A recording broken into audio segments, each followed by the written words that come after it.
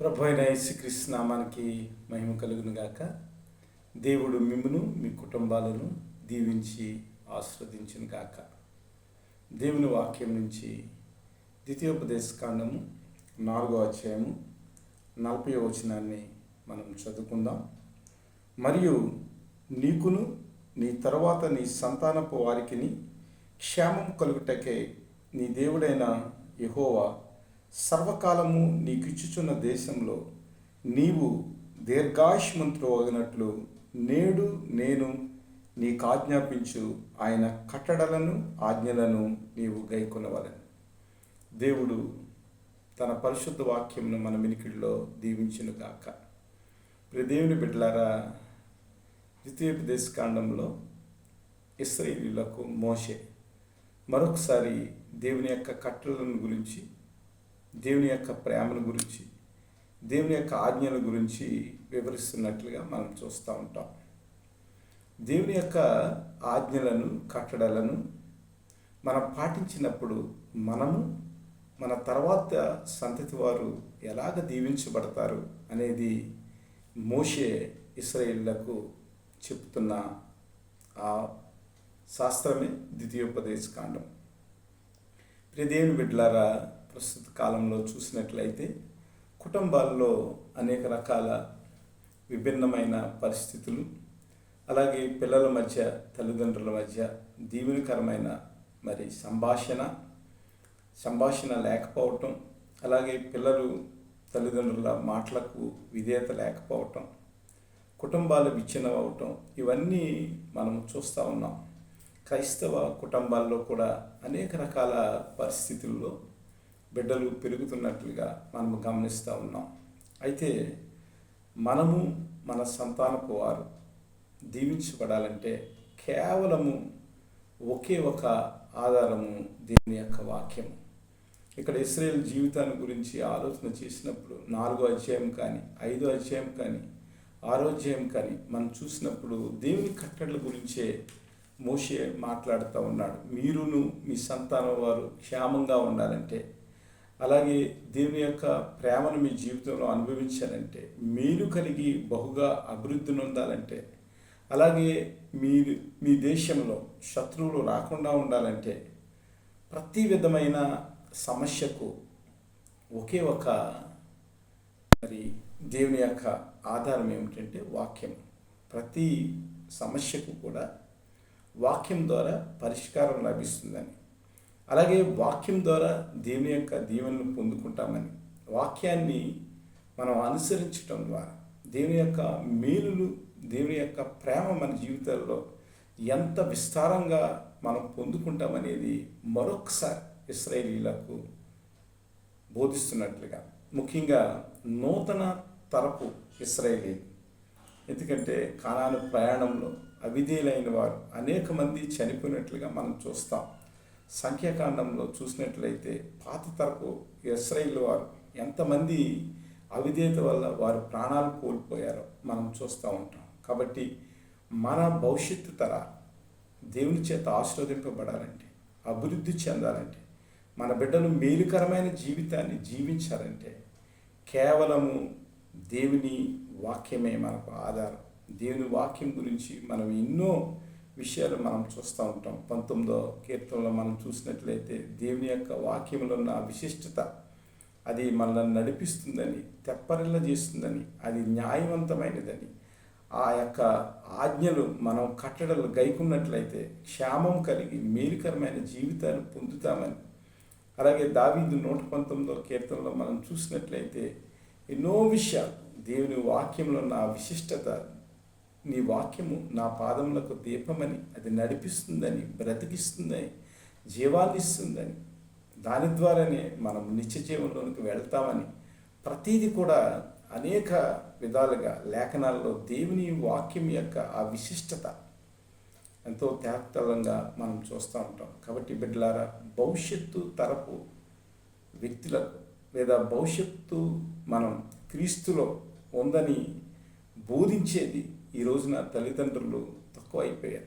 అందువల్లే మన పిల్లల జీవితాల్లో విభిన్నమైన రీతులు, అలాగే ఎన్నో శోధనలు, ఎన్నో మరి అపాయకర పరిస్థితులు మనం ఎదుర్కోవాల్సి వస్తుంది. కాబట్టి ఇశ్రాయేలుకు చాలా కఠినంగా నీ దేవుడైన యెహోవాను పూర్ణాత్మతో మీరు ప్రేమించాలని, దేవుని యొక్క ఆజ్ఞలన్నీ కూడా ఆయన ఆజ్ఞాపించిన ఏవైతే ఉన్నాయో అది హృదయంలో ఉంచుకోవాలని, అభ్యసింపచేయాలని, వాటి గురించి మాట్లాడాలని, వాటిని బాసికాలుగా కట్టుకోవాలని, చేతులకు అవి మరి ధరింపజేసుకోవాలని, ఇలాగ అనేక రకాలుగా, అనగా ప్రతి సమయానికి సరిపడినట్లుగా దేవుని వాక్యాన్ని మన హృదయంలో ఉంచుకోవాలనేది మోషే యొక్క భావన.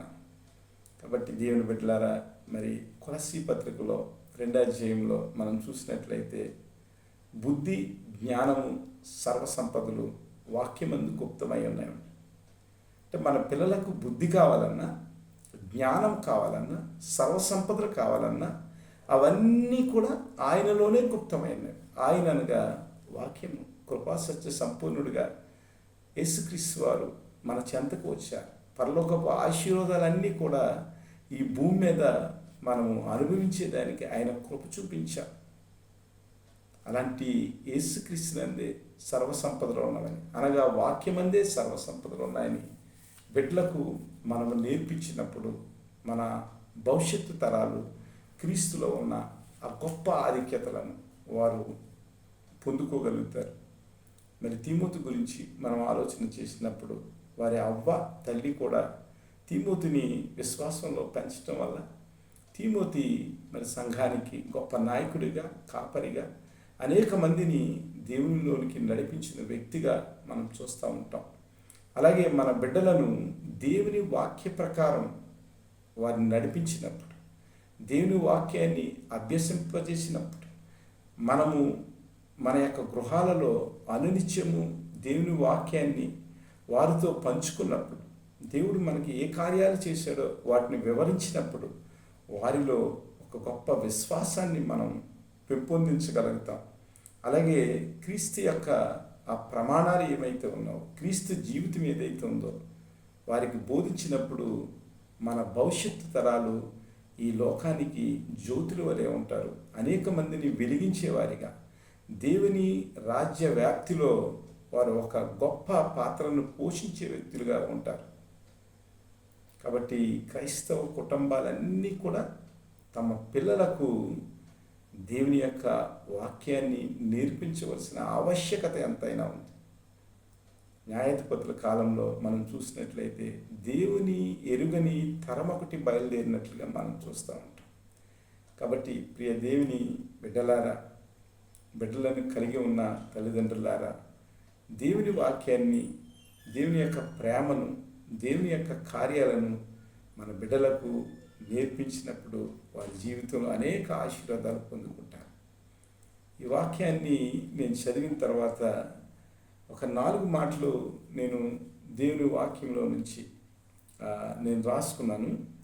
అందులో దేవుని వాక్యాన్ని బిడ్డలకు నేర్పించడం వల్ల ముందస్తుగా వారికి ఏం జరుగుతుందంటే, డివోషనల్ లైఫ్ ఏదైతే ఉందో, అంటే భక్తిపరమైన ఆ జీవితం వారికి అలవాటు పడతారు, అలవడుతుంది. దాని ద్వారా ఆ భక్తి జీవితంలో వారు ఏమవుతారంటే దేవుని యందు భయభక్తులు కలిగి జీవించడానికి నేర్చుకుంటారు.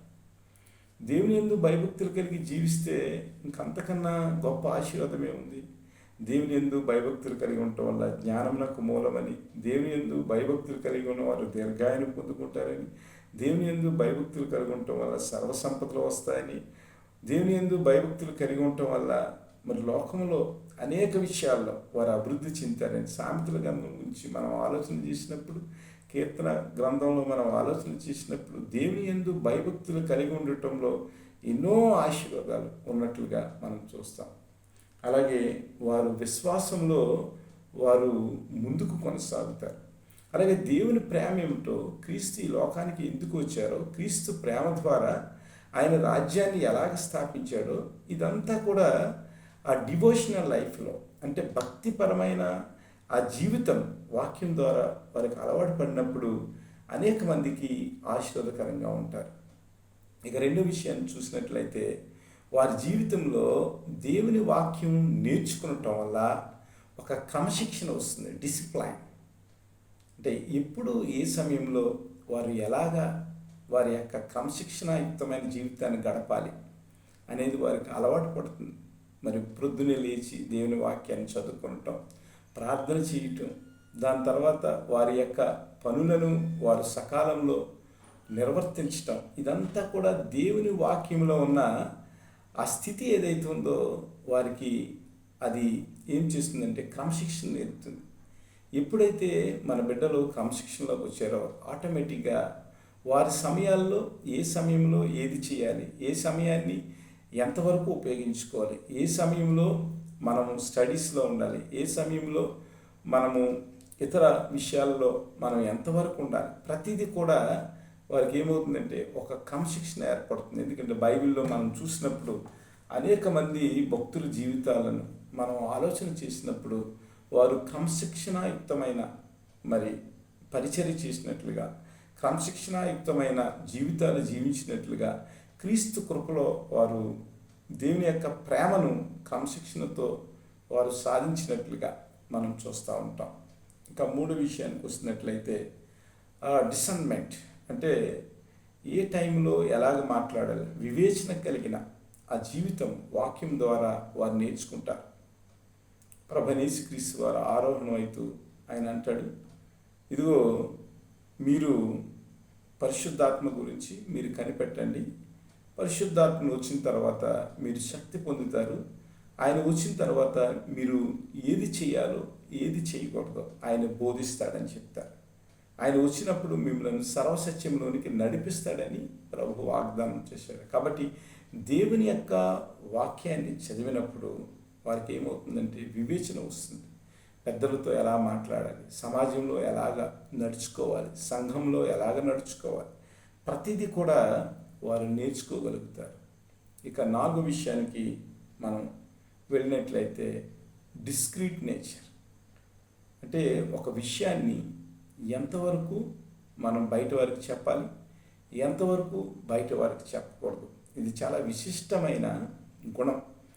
ఇది ఏ గ్రంథాలు చదివినప్పటికీ కూడా రాదు. ఉదాహరణ మనం చూసినట్లయితే మరి ఇశ్రాయేలీలు ఐగుప్తుకు వచ్చినప్పుడు కానానులో కరువు వచ్చి యోసేపు యొక్క తరంలో ఐగుప్తులో యోసేపు అధికారిగా ఉంటున్నప్పుడు ఫరో దగ్గరికి ఇశ్రాయేలు వచ్చినప్పుడు ఒక మాట చెప్తాడు, మీ యొక్క సహోదరులు ఏం చేస్తారు, మీ కుటుంబం వారు ఏం చేస్తారంటే మా కుటుంబం వారు పశువుల కాపరి అని చెప్తాడు. యాక్చువల్గా మరి ఐగుప్తు ప్రజలకు గొర్రెల కాపర్లు అంటే అసహ్యం. కానీ యోసేపు ఏం చెప్తాడంటే గొర్రెల కాపర్లు అని చెప్పకుండా పశువుల కాపర్లు అని చెప్తాడు. చాలా జ్ఞానయుక్తంగా చెప్తాడు. దీన్ని ఏమంటారంటే డిస్క్రీట్ నేచర్ అంటాం. అలాగే బైబిల్లో చూసినప్పుడు అనేక అబ్రహాము తన భార్యను గురించి మరి చెల్లెలని చెప్పినట్లుగా మనం చూస్తూ ఉంటాం. ఇందులో ఏ విధమైన అబద్ధం లేదు, కానీ ఇదంతా ప్రూడెంట్ నేచరే. కానీ అయితే ఒక విషయాన్ని మర్మయుక్తంగా ఎలా చెప్పాలి,